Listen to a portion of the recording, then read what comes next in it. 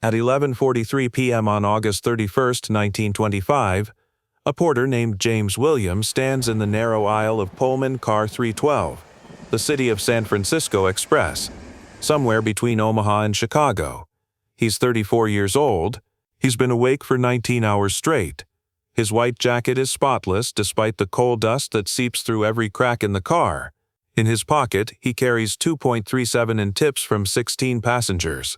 His monthly salary from the Pullman Company, $27.50 too. In the next 6 hours, he'll serve breakfast to 32 people, shine 18 pairs of shoes, make 16 beds, and smile through every interaction. He won't sit down once.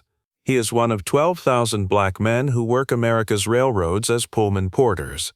They are invisible servants in a mobile kingdom of luxury, and they work for almost nothing. These men disappeared from history because their story was inconvenient. If you think more people deserve to know this, hit that subscribe button, because on this channel we only tell the stories they tried to bury. The Pullman Palace Car Company invented the sleeping car in 1867. George Pullman had a vision: turn long-distance train travel into a luxury experience. Ornate wood paneling, plush velvet seats that converted to beds, fine dining, white tablecloths, crystal, silver service. And to staff these rolling palaces, Pullman made a deliberate choice. He would hire only black men, recently freed from slavery, men who Pullman believed knew their place, men who would accept wages that white workers would refuse. By 1900, the Pullman Company is the largest employer of black men in America, 12,000 porters.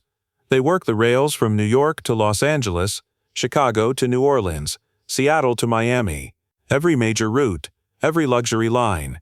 The job carries a strange duality. In black communities, it's prestigious. A Pullman porter wears a uniform. He travels the country. He interacts with wealthy white passengers, senators, businessmen, movie stars. He brings home stories from distant cities. But the economics are brutal. Base salary in 1925, $27.50 per month. That's $67.50 per month in 1920 dollars. Call it $330 in today's money. For 400 hours of work, because a porter's month isn't measured in weeks, it's measured in 11,000 miles. A porter works until he's covered that distance. Sometimes 350 hours, sometimes 450. The variation is cruel. If the train runs fast, if the route is direct, he finishes early. If there are delays, track problems, detours, he keeps working. No additional pay. And here's the system's elegant cruelty.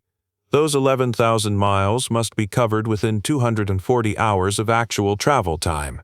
Any time spent in the station, waiting for departures, preparing the car, doesn't count. A porter might work 16 hours but log only 10 toward his mileage. The Pullman Company has engineered a way to extract maximum labor while minimizing payment. Tips are supposed to bridge the gap. Passengers are expected to tip. The company doesn't just allow tipping, it requires it. Pullman's business model depends on passengers subsidizing porter wages. A porter might earn $60–80 in tips during a good month. That's the real income. But tips are unpredictable. A generous passenger might leave $5 for a 3-day journey. Another leaves nothing. The porter smiles either way. Company policies. There are other indignities. Every porter is called George. Not by mistake, by design. George Pullman's first name becomes the generic term for every black man who works his cars. Passengers don't ask names. They snap their fingers. George, bring me coffee. George, shine these shoes. George, make up my berth. 12,000 men. One name. Porters buy their own uniforms. They pay for polish and brushes to shine shoes. They purchase the products they use to maintain the cars. The Pullman Company provides the jacket. Everything else comes out of that $27.50. Between 1920 and 1925, the Pullman Company's profits increased 250%. Porter wages don't move. The company hires efficiency experts to squeeze more work from each man. New routes designed to maximize mileage while minimizing time off. Porters work passenger cars, but they sleep in segregated facilities at terminals, often just a bench in a basement room. Sometimes nothing at all. In Harlem on August 25, 1925, a 36-year-old activist named A. Philip Randolph addresses 500 Pullman porters in a rented hall on 136th Street. Randolph isn't a porter. He's a socialist organizer, editor of a magazine called The Messenger. He's rail-thin, elegant, with a voice that carries authority. He's spent years organizing black workers in New York, and he's been approached by a group of porters who want to do something unprecedented, form a union. The porters know the risks. The Pullman Company has crushed every previous attempt at organization. In 1915, a group tried to form the Railwaymen's International Benevolent Industrial Association. Pullman infiltrated it, bought off leaders, fired organizers. By 1920 it was dead. In 1924, another attempt. The Pullman Porters Protective Association, company-sponsored, run by management, designed to prevent a real union from forming. But Randolph brings something different. He's outside the company. He can't be fired. He can't be bought. And he has a plan. On August 25, 1925, they name it the Brotherhood of Sleeping Car Porters. First independent black labor union in America. Randolph becomes president. The goal is simple: recognition from the Pullman Company, collective bargaining rights, better wages, reasonable hours, an end to the tip dependency system. The company's response is immediate: surveillance, intimidation, firings. Any porter suspected of union sympathy gets assigned to the worst routes. The deadhead runs, Chicago to Fargo. Overnight milk trains, routes where tips evaporate. The company hires informants, porters who report union activity to management. Creates a climate of suspicion.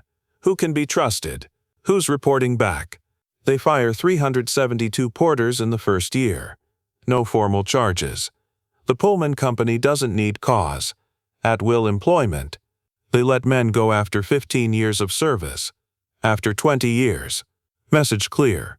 Organize and lose everything. But the Brotherhood grows anyway. Slowly. Carefully. They meet in churches, in basement rooms, in private homes. Randolph travels the country by rail, organizing chapters in every major city: Chicago, St. Louis, Oakland, Atlanta.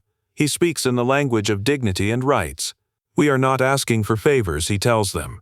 We are demanding what we have earned. The economic pressure is crushing. Porters risk their family's survival by joining. That $27.50 base plus tips is barely enough. Lose the job and there's no safety net. No unemployment insurance. No severance. Just poverty. Many porters have wives, children, parents dependent on that income. The company knows this.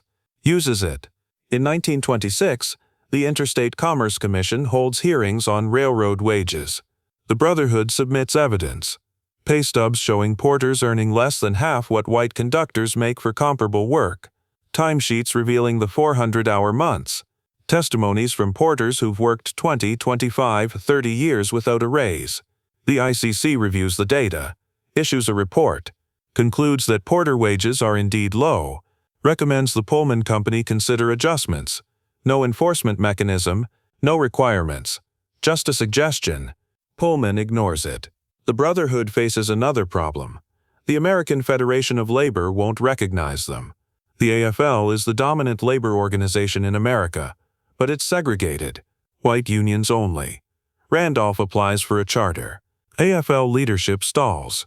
They're uncomfortable with an all-black union, uncomfortable with Randolph's socialist politics, uncomfortable with the idea of black men wielding collective power. The Brotherhood remains independent, isolated. By 1928, membership drops. Firings have taken their toll. Porters are exhausted. 3 years of struggle. No contract. No recognition. No wins. Some quit the Brotherhood, keep their heads down, focus on survival. Randolph holds on, keeps organizing, keeps traveling, keeps speaking. The fight slows but doesn't stop. Then comes 1929. The stock market crashes. The Depression begins. Pullman traffic drops 40%. The company cuts porter schedules, reduces trips. The 11,000-mile minimum becomes harder to reach because there aren't enough routes. Porters work fewer hours but still can't make the mileage requirement. Wages drop further. Tips evaporate as passengers grow scarce and stingy. The Brotherhood survives on subscriptions, donations. Randolph takes no salary. Other officers work for free. They publish a newsletter, The Black Worker, documenting conditions, strategies, victories elsewhere in the labor movement. They frame the Porter struggle as part of a larger civil rights fight, economic justice as racial justice. In 1934, Congress passes the Railway Labor Act amendments. For the first time, rail workers gain the legal right to organize and bargain collectively. The law includes porters. The Pullman Company can no longer simply refuse to negotiate. If the Brotherhood can prove majority support among porters, the company must recognize them. Randolph launches a membership drive, this time with legal protection behind it. Porters sign up openly. The company can intimidate, but it can't fire everyone. By 1935, the Brotherhood has 7,000 members. Clear majority. On June 1, 1935, the National Mediation Board certifies the Brotherhood of Sleeping Car Porters as the official bargaining representative for Pullman porters. After 10 years, the company must negotiate. The first contract talks begin in 1935. They drag through 1936. Pullman negotiators stall. Delay, offer tiny concessions. The Brotherhood holds firm. No deal unless the terms are real. Better base pay, shorter hours. Limits on the 11,000-mile requirement. Overtime after 240 hours. An end to purchasing their own supplies. On August 25, 1937, exactly 12 years after the Brotherhood's founding, they sign the first contract. Base pay increases to $89.50 per month, nearly triple the old rate. The 11,000-mile requirement remains, but with overtime after 240 hours. Pullman will provide uniforms and shoe-shining supplies. Porters can no longer be called George. They must be addressed by their actual names or as Porter. The contract isn't perfect. Tips still matter. Hours are still long. But it's a victory. First major contract between a black union and a major American corporation. First time the Pullman Company has been forced to negotiate as equals with its black employees. The Brotherhood's success reverberates beyond the rails. It proves that black workers can organize, can sustain a fight over years, can win. Civil rights leaders study the Brotherhood's methods. The NAACP partners with Randolph on future campaigns. The porters themselves become civil rights activists, carrying newspapers and information between cities, connecting black communities across the country. During World War II, Randolph uses the Brotherhood's credibility to pressure President Roosevelt. He threatens a march on Washington unless the government desegregates defense industries.